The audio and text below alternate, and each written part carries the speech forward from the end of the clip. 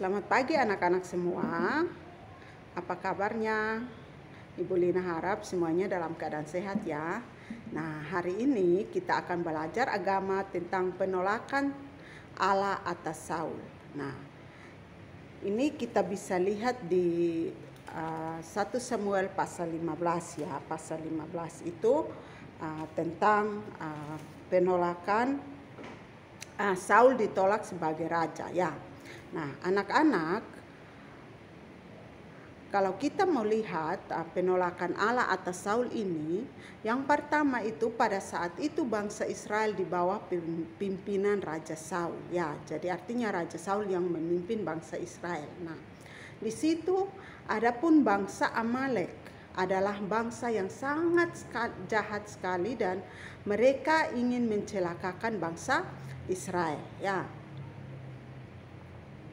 Nah, pada saat itu Tuhan berfirman kepada Samuel agar Saul mengalahkan musuhnya yaitu bangsa Amalek. Ya.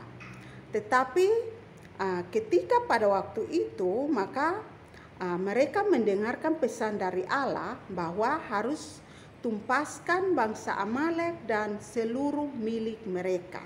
Tetapi apa yang terjadi? Pada saat itu Allah menolong Saul dan tentaranya untuk mengalahkan bangsa Amalek. Dan kemudian pasukan bangsa Israel ini berperang melawan pasukan Amalek.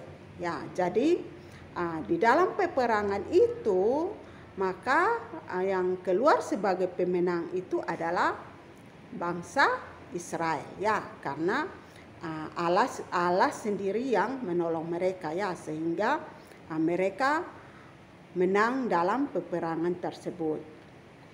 Nah, di sini dari materi ini kita dapat melihat bahwa Saul ini tidak taat kepada Allah. Kenapa? Karena pada saat itu mereka menumpas binatang yang buruk dan tidak berharga dengan maksud untuk korban persembahan kepada Allah ya. Dan di situ Saul juga tidak bisa membunuh raja Amalek ya. Dan kemudian Samuel berkata kepada Saul bahwa karena engkau telah menolak perintah Allah, maka Allah juga menolak engkau menjadi raja ya. Karena di sini adanya ketidaktaatan Saul ya. Jadi di sini Saul ditolak menjadi raja ya. Nah, pada saat mereka bercakap-cakap, ketika Samuel ini berpaling, dia hendak pergi ya.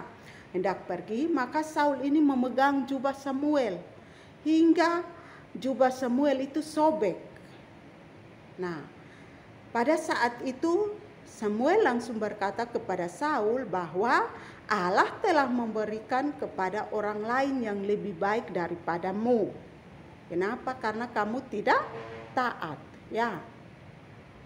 Nah, kalau kita mau lihat anak-anak, Samuel adalah orang yang sangat taat dalam melayani Allah sepanjang hidupnya dan tidak seperti Saul yang tidak taat ya.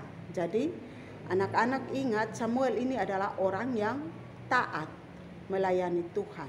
Nah, dari materi ini maka apa yang dapat kita pelajari? Kita diingatkan kembali supaya kita taat kepada Allah ya, mengikuti apa yang Tuhan mau, bukan mengikuti setiap keinginan kita. Jadi dari sini kita belajar untuk taat ya. Demikian materi kita hari ini. Terima kasih dan Tuhan Yesus memberkati.